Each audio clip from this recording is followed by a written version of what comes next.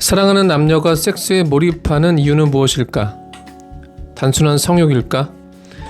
아니, 그 이상이다. 이 세상에 둘만 있다는 경험, 그리고 완전히 자신이 현재를 호흡하고 있다는 느낌. 이것이 사랑하는 남녀가 섹스에 몰입하는 진정한 이유다. 두 사람의 미래가 어떻게 될지, 격정적인 섹스에서는 일말의 불안감도 남아있지 않는 법이니까. 뜨겁고 거대한 모닥불 앞에서는 차가운 눈발도 그 종족을 감추는 것처럼 말이다. 그래서일까? 이별을 앞둔 연인들은 서로를 격정적으로 쓰다듬으려고 한다. 미래의 불안감이 클수록 우리는 현재에 몰입하여 삶을 향유하고 싶다. 마침내 거친 호흡과 몸부림으로 성적인 희열이 극에 도달할 때 여인들은 지금 함께 있을 수 있는 현재를 소중하게 만끽하는 데 성공한 것이다. 이것이 신적이고 관념적인 사랑으로는 결코 알 수 없는 것이며 인간적이고 에로틱한 사랑만이 가져다 줄 수 있는 축복인 셈이다. 사랑이 현재를 호흡하고 살아가도록 하는데 가장 소중한 감정인 것은 이런 이유에서다. 불행히도 에로틱한 사랑을 제대로 느낄 수 없도록 사육된 어느 여류 피아니스트가 있다. 그녀는 사실 에로틱한 사랑만이 자신의 삶을 긍정하는 결정적인 계기라는 것을 감지하고 있다. 그러나 몸이 말을 듣지 않는다. 젊은 제자의 격정적인 애무도 그녀의 온몸을 이완시키는 데는 실패할 정도로 그녀의 몸, 그녀의 성기는 이제 완전히 말라버린 것이다. 클레머가 아직도 분주하게 그녀의 성기 안에서 손을 놀리는 동안 에리카는 그의 성기를 팔 하나 간격을 두고 잡고 있다. 에리카는 클레머에게 당장 그만두지 않으면 가버릴 테니까 멈추라고 한다. 에리카의 갑작스러운 의지가 그에게는 그리 간단하게 받아들일 수 있는 요구가 아니기에 그녀는 이 말을 여러 번 반복해야 했다. 클레머의 머리는 분노와 열정으로 멍청해진 모양이다. 클레머는 자신이 뭘 잘못 들었나 하고 멈칫한다. 음악사를 살펴봐도 다른 것을 들춰봐도 구애하는 남자가 그냥 그렇게 쫓겨나는 법은 없었다. 에리카는 걸어가면서 그녀의 아랫도리 끝에 있는 구멍을 증오한다. 예술만이 달콤함을 무한히 약속해 준다. 조만간 아랫도리의 부패는 진전되어 더 많은 신체 부위를 차지할 것이다. 그러면 사람은 고통 속에서 죽고 마는 것이다. 에리카는 섬뜩함을 느끼며 자신이 175cm의 크고 무감각한 구멍이 되어서 관 속에 누운 채 흙이 되어 버리는 것을 상상한다. 에리카가 경멸하고 소홀히 했던 구멍이 이제 벌써 그녀를 완전히 지배하게 된 것이다. 그녀는 이제 아무것도 아니다. 그리고 지금 그녀에게 이보다 더 간절한 것은 없다. 영화로도 유명한 엘프린의 옐리네크의 소설 피아노 치는 여자에서 가장 관능적이고 상징적인 부분을 읽어보았다. 피아노 선생인 에리카는 금발의 잘생긴 공대생 제자 클레머의 성기만 붙들고 있을 뿐 그와 사랑을 나눌 생각은 하지 않는다. 아니, 할 수가 없다. 어머니 때문이다. 정확히 말해 어머니의 사육 때문이다. 어머니는 어린 에리카에게 클래식 음악의 길로 나아가라고 오직 예술만이 달콤함을 무한히 약속한다고 가르쳤다. 그렇지만 이것은 단지 명분일 뿐 어머니에게 중요한 것은 어린 딸이 밥벌이 노릇을 하는 것이었다. 위대한 피아니스트는 되지 못했지만 어머니의 기대처럼 에리카는 이제 30대 중반 노처녀 피아노 선생으로 대학에서 학생들을 가르치고 있다. 이것만으로 성공한 셈 아닌가? 일찍 죽은 남편 대신 에리카가 경제 생활을 하는 덕에 두 모녀는 충분히 삶을 영위할 수 있으니까. 그렇지만 언젠가 에리카는 사랑에 빠져 어머니를 떠날 수도 있다. 에리카의 어머니가 진정으로 두려웠던 것이 바로 이것이다.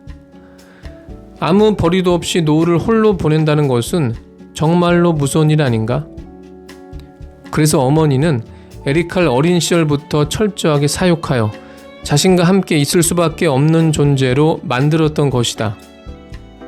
물론 그러기 위해서 어머니는 에리카에게 성적인 본능과 감각을 제거해야만 했다.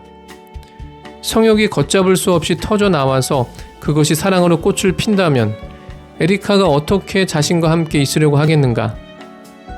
그래서 자신의 몸을 탐내는 클레머의 존재가 에리카에게서는 마지막 구원의 밧줄과도 같은 것이다. 그렇지만 불가능할 것만 같았던 사육은 이미 완성된 것일까? 에리카는 클레머라는 남성을 받아들이려 하지 않는다. 아니, 받아들일 수 있는 몸이 이미 아니었던 것이다. 구멍으로 상징되는 자신의 성기는 에리카의 몸, 그러니까 그녀의 실존을 상징한다. 그렇지만 에리카의 성기는 건강하고 젊은 남자 앞에서 전혀 기능하지 못한다. 이런 무감각이 온몸으로 확산된다는 두려움에 에리카는 처음으로 자신의 삶이 잘못되었다는 것을 깊게 자각하게 된다. 이렇게 자신의 삶을 망가뜨린 어머니에 대해서 어떻게 미움의 감정이 들지 않겠는가? 어머니라는 외적 원인을 생각했을 때 발생하는 슬픔, 이것이 바로 어머니에 대한 미움이다. 그렇지만 인간은 기쁨을 지향하고 슬픔을 피하려는 존재다. 그래서일까? 스피노자도 에티카에서 미워하는 자는 미워하는 대상을 멀리하고 소멸시키고자 한다라고 강조했던 것이다. 가장 큰 복수는 물론 클레머가 아니더라도 다른 남자를 만나서 사랑에 빠지는 것이다. 이럴 때 에리카는 미워하는 어머니를 드디어 멀리할 수 있기 때문이다. 그렇지만 이미 그녀의 아랫도리는 부패하였고 아랫도리의 부패는 온몸에 퍼져서 회복하기 어려운 상태에 도달했다. 온몸에 만연되어 있는 불감증으로 어떻게 다른 남자를 사랑하고 또 사랑받을 수 있다는 말인가? 결국 에리카가 할 수 있는 것은 어머니에게 더 이상 자신이 그녀의 소유물이 아니라는 사실을 가르쳐주는 일밖에 없다. 어머니의 소유물이 되지 않으려고 에리카가 선택한 것은 다른 사람의 소유물이 되는 현장을 어머니가 목격하도록 만드는 것이었다. 에리카가 클레머를 선동하여 자기 집에 난입하고 자신을 감금하고 구타하도록 유도한 것도 그런 이유에서다. 감금과 폭력 앞에 있다는 것은 누군가가 자신을 통제하고 소유하고 있다는 것을 의미하기 때문이다. 에리카는 날카롭게 비명을 지르며 되는 대로 빌기 시작한다. 어머니는 이 비명을 듣고 그에게 육중한 분노를 터뜨린다. 남자가 딸에게서 더 이상 어머니가 지배할 여지를 남겨두지 않고 있는지도 모른다. 그뿐만 아니라 새끼에게 어떤 일이 일어나고 있다는 동물적인 공포가 어머니를 사로잡고 있다. 이런 극단적인 조치로 에리카는 어머니를 멀리하는 데 성공할 수 있을까? 아마 힘들 것이다. 한때 어떤 남자에게 자식에 대한 소유권을 빼앗겼다고 해서 어느 어머니가 자기 소유권을 순수히 포기하겠는가? 오히려 그 소유권이 더욱 공고화되면 공고화됐지 약해질 리는 만무하다. 심지어 지금 어머니는 새끼에게 어떤 일이 일어나고 있다는 동물적인 본능마저 되찾고 있지 않은가? 결국 어머니가 이 세상에 존재하는 한 에리카는 자유로울 수 없다. 그래서일까? 칼로 자해를 한 뒤 피를 흘리며 남의 시선도 전혀 의식하지 않은 채 집으로 돌아가는 에리카의 모습에서 우리는 비극적인 결말을 예감하게 된다. 에리카는 어디로 가야 할지 알고 있다. 그녀는 집으로 향한다. 그녀의 걸음은 차츰 빨라지고 있다. 어머니를 죽이는 것으로 에리카는 빼앗긴 자유를 되찾을 수 있을까? 아마도 힘들 것이다. 이미 어머니는 어린 시절부터 딸을 사육함으로써 에리카를 내적으로 지배하고 있기 때문이다. 프로이트의 이야기를 빌리자면 이미 어머니는 에리카의 내면의 그녀의 초자아로 또리를 틀고 있는 것이다. 그러니까 현실의 어머니가 아니라 내면에 군림하는 초자아로서의 어머니를 죽이지 않는다면 에리카는 결코 자유를 회복할 수 없다. 사실 현실의 어머니는 에리카에게 어떤 힘도 발휘할 수 없는 처지가 아닌가. 이미 노쇠하여 딸에 의존할 수밖에 없는 할머니, 얼마 지나지 않아 죽음에 이를 수밖에 없는 노인, 바로 이 늙은 여자가 그녀의 어머니였던 것이니까. 어머니를 죽인다 하더라도 에리카는 아무것도 좋아진 것이 없다는 현실에 직면하게 될 것이다.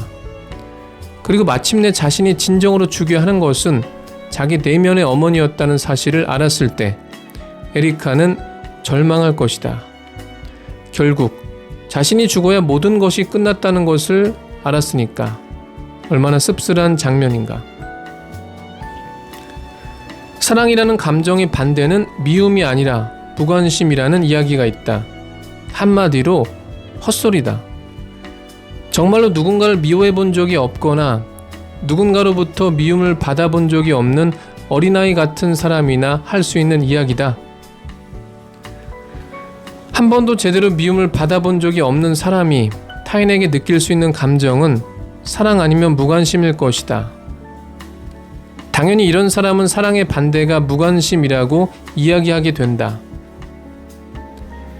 미움의 관계는 반드시 서로 헤어져야만 하는, 그래서 둘 중 하나가 이 세상을 떠나야 끝날 수 있는, 한마디로 저주받은 관계다. 불행히도 함께할 수밖에 없는 상황에 있다면 미움이라는 감정은 상대방을 죽이거나 혹은 자살하는 것으로 우리를 내몰게 된다. 그래서 미움의 감정에 휩싸여 있는 사람은 항상 처절하게 생각할 것이다. 저 사람과 무관심한 관계에 있었다면 얼마나 좋을까?